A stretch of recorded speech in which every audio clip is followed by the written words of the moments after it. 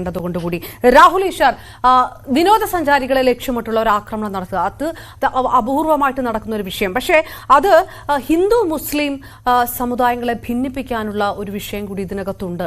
ആ തരത്തിൽ ഒരു വല്ലാത്തൊരു ഭയം ഇതിനകത്ത് ജനിപ്പിക്കാനുള്ള ശ്രമം നടക്കുന്നുണ്ട് എന്നുള്ള തരത്തിലുള്ള വിലയിരുത്തലുകളൊക്കെ വരികയാണ്. അങ്ങനൊരു ബോധപൂർവമായിട്ടുള്ള ഒരു ശ്രമം ഇതിനകത്തുണ്ട്, അങ്ങനെ കണക്കാക്കപ്പെടുന്നുണ്ടോ? ഈ നേരത്തെ പറഞ്ഞ പോലെ സമൂഹ മാധ്യമങ്ങളിലടക്കം ഇത്തരം വലിയ വിദ്വേഷ ഒക്കെ ഇങ്ങനെ ഉയർന്നു വരുമ്പോൾ അതുപോലും ഒരുപക്ഷെ രാജ്യത്തിന്റെ നല്ല ഒരു അഖണ്ഡതയ്ക്ക് വിഘാതമായി വരുന്ന ഒരു കാര്യമല്ലേ? രാഹുൽ എങ്ങനെയാണ് അത് കാണുന്നത്? തീർച്ചയായിട്ടും ഒരുപക്ഷെ ഈ തീവ്രവാദി ആക്രമണം ഉണ്ടായതിനു ശേഷം ഇന്ത്യയിൽ തന്നെ നടന്ന ഏറ്റവും നല്ല പ്രതികരണങ്ങളിലൊന്ന് നമ്മുടെ നാട്ടിലെ ശ്രീ മേജർ രവിയുടെയാണ്. അദ്ദേഹം ഒരു യഥാർത്ഥ പട്ടാളക്കാരൻ, ഒരു സൈനികൻ, ഒരു രാഷ്ട്രത്തെ എങ്ങനെ ചൂണ്ടിക്കാണിക്കണമെന്നുള്ളത് ഒരു പട്ടാളക്കാരനായി നിന്നുകൊണ്ട് അദ്ദേഹം ചെയ്തു.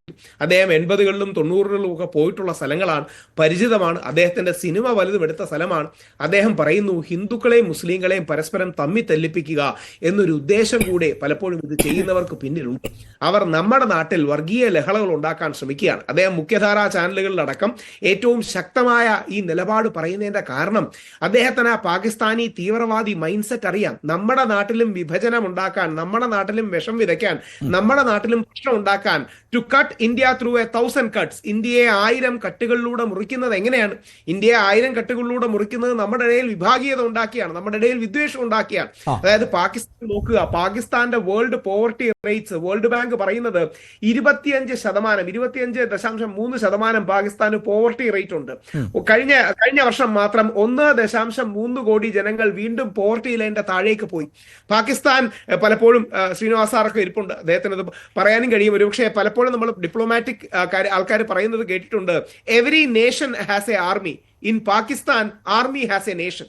ബാക്കി എല്ലാ രാഷ്ട്രങ്ങൾക്കും ഒരു സൈന്യമുണ്ട്, എന്നാൽ പാകിസ്ഥാനിൽ പലപ്പോഴും സൈന്യത്തിനാണ് ഒരു രാഷ്ട്രമുള്ളത്. അതായത് പാകിസ്ഥാനി ഡീപ് സ്റ്റേറ്റ്, ബെന്നിസാർ പറഞ്ഞതുപോലെ ഡീപ് സ്റ്റേറ്റ് എന്ന് പറയുന്നത് ISIയും ആർമിയും ഒക്കെ പലപ്പോഴും കൺട്രോൾ ചെയ്യുന്നതാണ്.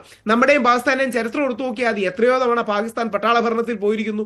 പാകിസ്ഥാന്റെ എത്രയോ ഇരട്ടിയുള്ള ഇന്ത്യ ജനസംഖ്യയിലും സൈസിലും നമ്മൾ ഒരിക്കലും അങ്ങനെ ഒരു പട്ടാള ഭരണത്തിലേക്കോ മറ്റും പോകുന്ന പോലുമില്ല. അവൻ ജനാധിപത്യത്തിന്റെ ഇൻസ്റ്റിറ്റ്യൂഷൻസ് പാകിസ്ഥാനിൽ സ്ട്രോങ് അല്ല. ഒരുപാട് പ്ലേയേഴ്സ് ഉണ്ട്.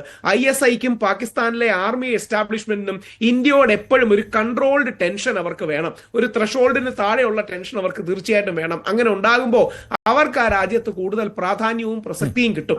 പാകിസ്ഥാൻ എന്ന് പറയുന്ന ഫെയിൽഡ് സ്റ്റേറ്റിനോട് അടുത്ത് നിൽക്കുന്ന ഇടത്ത് അവരുടേതായ തന്നെ ഒരുപാട് പ്രശ്നങ്ങളുണ്ട്. പ്രശ്നങ്ങൾ ഡിഫ്ലക്ട് ചെയ്യാനാകാം. പാകിസ്ഥാനി മേധാവിയുടെ പ്രസംഗം ഇപ്പം വീണ്ടും വൈറലായിരിക്കുകയാണ്. പാകിസ്ഥാന്റെ ജഗ്ലർ വെയിൻ ആണ് കാശ്മീർ, പച്ചക്കള്ളം പറയുകയാണ്, കാശ്മീർ നമ്മുടെയാണ്, ഹരിസിംഗ് നമ്മളോടൊപ്പം, ആദ്യമല്ല പിന്നീട് നമ്മളോടൊപ്പം ചേരാൻ ആണ് നിന്നിരുന്നത്. പിന്നെ എങ്ങനെയായി പാകിസ്ഥാന്റെ ജഗ്ലർ വെയിൻ ആകുന്നത്? അപ്പോ പാകിസ്ഥാനിൽ തന്നെയുള്ള Balochistan, north western frontier province, പാകിസ്ഥാനിലെ ഭാഗങ്ങൾ, ഇവർക്കെല്ലാം പൊതു ശത്രുവായി ഇന്ത്യയെ നിർത്തിക്കൊണ്ട് പാകിസ്ഥാനും ഇന്ത്യയും തമ്മിൽ ഒരു പ്രശ്നം ഉണ്ടാക്കി അവരെ നിലനിർത്തുകയാണ് യഥാർത്ഥത്തിൽ.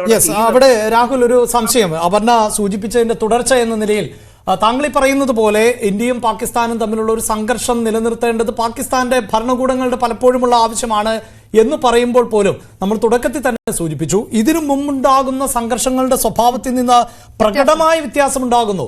അത് നമ്മൾ ആവർത്തിച്ച് പറയേണ്ടി വരുന്നത് ഈ ഭീകരാക്രമണത്തിന് ഇരയായവരുടെ ആദ്യ പ്രതികരണത്തിലാണ് ഇത് വന്നത് എന്നുള്ളത് കൊണ്ടാണ്. അവർ കൃത്യമായി പറയുന്നു, പേര് ചോദിക്കുന്നു, ജാതി ചോദിക്കുന്നു, ഞങ്ങളെ കൂടി കൊല്ലൂ എന്നൊരു സ്ത്രീ, ആ ഭർത്താവ് മരണപ്പെട്ട ഒരു സ്ത്രീ പറയുമ്പോൾ നിങ്ങളെ കൊല്ലില്ല, നിങ്ങൾ ഭരണകൂടത്തോട് പറയൂ എന്ന് പറയുന്ന ഒരു അവസ്ഥ, അത് കൃത്യമായി ഒരു ലക്ഷ്യത്തോടു കൂടി ഇസ്ലാമിക പ്രാർത്ഥന ചൊല്ലി ഒരു സ്ത്രീയെ അത് മനഃപൂർവ്വമാണ്.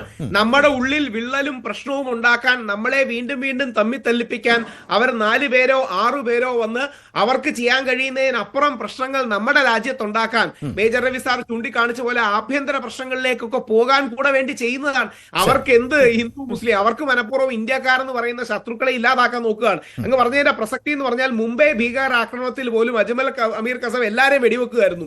ജൂതന്മാരെ മാത്രമാണ് ചബാഡ് ഹൗസിൽ അടക്കം തെരഞ്ഞുപിടിക്കുകയും ഫോറിൻ പാസ്പോർട്ടുകളും മറ്റും താജിൽ ചോദിക്കുകയും ചെയ്യുന്നത്. യഥാർത്ഥത്തിൽ നമ്മുടെ ഉള്ളിൽ കൂടുതൽ പ്രശ്നങ്ങൾ ഉണ്ടാക്കാൻ കൂടെ വേണ്ടി പാകിസ്ഥാനി തീവ്രവാദി എസ്റ്റാബ്ലിഷ്മെന്റിന്റെ നീക്കമാണ് എന്ന് നമ്മൾ കാണണം. ഒരു രാജ്യമെന്ന നിലയിൽ ഒരുമിച്ച് നിന്ന് നേരിടണം. എനിക്ക് ഉറപ്പുണ്ട് മോദിജിയും ശ്രീ അമിത്ഷാജിയും അല്ലെങ്കിൽ അജിത് ഡോവലും അടക്കം അതിശക്തമായ മൂത്തോർ ജവാബ് എന്നൊക്കെ നമ്മൾ ഹിന്ദി പറയാറുണ്ട്, അതിശക്തമായി മുഖമടിച്ചുള്ളൊരു മറുപടി ഉണ്ടാകും. എല്ലാ രാഷ്ട്രീയ പാർട്ടികളും നമുക്ക് പിന്നീട് തർക്കിക്കാം, അങ്ങോട്ടും ഇങ്ങോട്ടും നമുക്ക് പിന്നീട് സ്പേസ് ഉണ്ടാവും. ഇപ്പോൾ ഒരുമിച്ച് നിന്ന് എന്ത് പ്രധാനമന്ത്രി തീരുമാനമെടുക്കുന്നു ആ തീരുമാനത്തോടൊപ്പം നമ്മുടെ രാജ്യം നിന്ന് ഇതിനൊരു മറുപടി കൊടുക്കേണ്ട അവസരമാണ്. ഓക്കെ, ശ്രീ ഷാബു പ്രസാദ്